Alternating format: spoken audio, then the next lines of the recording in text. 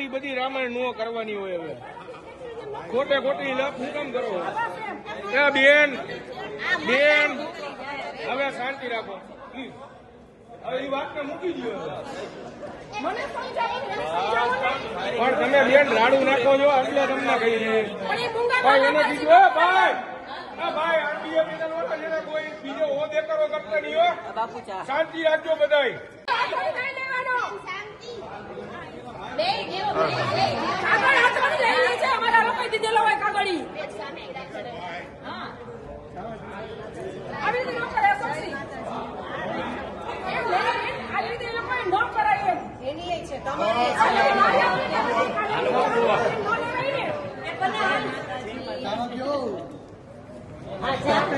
ભાઈ